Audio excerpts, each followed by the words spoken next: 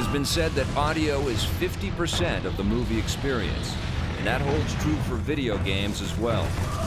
Producing the audio for games can be even more complicated and demanding, but just as rewarding. It sounds huge.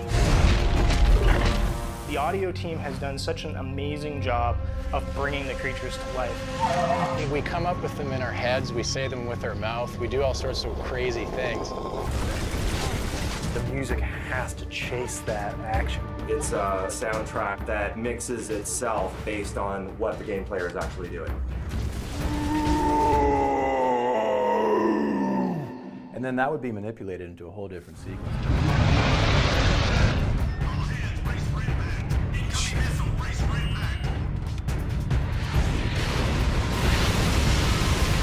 You've got, huge dinosaurs, you've got humans with weapons, you've got ambience and different waterfalls and machinery. There's a whole bunch of stuff to work with.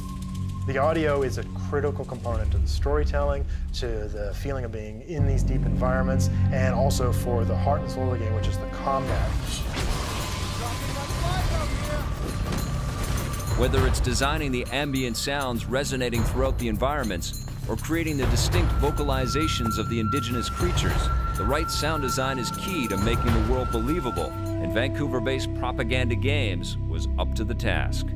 We end up sitting down with the concept artists, and we start looking at sort of what the general plan is for the game in terms of its themes, and whether it's dark and gritty or if it's going to be a little bit more light toned.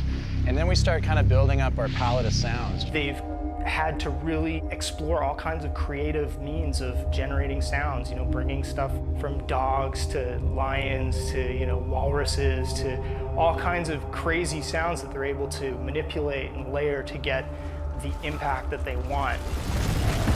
We kind of had our line of dinosaurs, and we'd sit down and say, what's the scariest one? Which is the one that is just going to be the distant banter type stuff?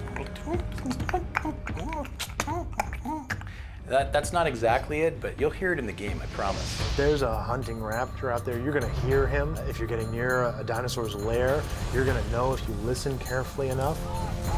Sound design helps to place and relate the physical aspects of the game, while the musical score helps to convey and evoke mood, the overall tone, and atmosphere.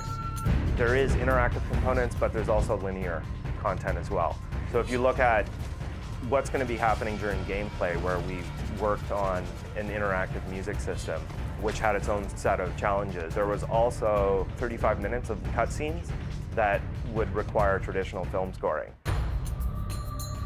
The music also needs to reflect the characters, situations, and an overall theme that brings the game together in a manner that is both natural and cohesive.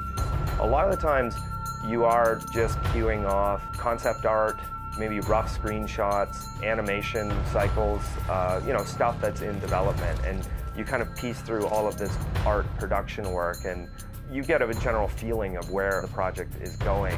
It's a fantastic score. It feels raw, it feels powerful, but it also feels mysterious at times and builds that tension for the player as he goes through. The unique oral experience of Turok helps to immerse the player in another world full of mystery, danger, and excitement.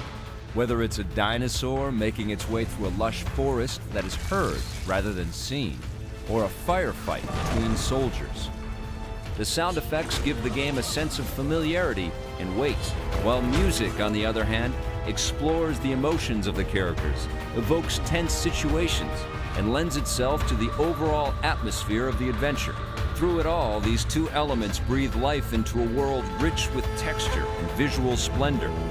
Next, it's time to head deep into the action as we explore the multiplayer aspects of Turok in the next installment of Awakening the Giants, The Making of Turok.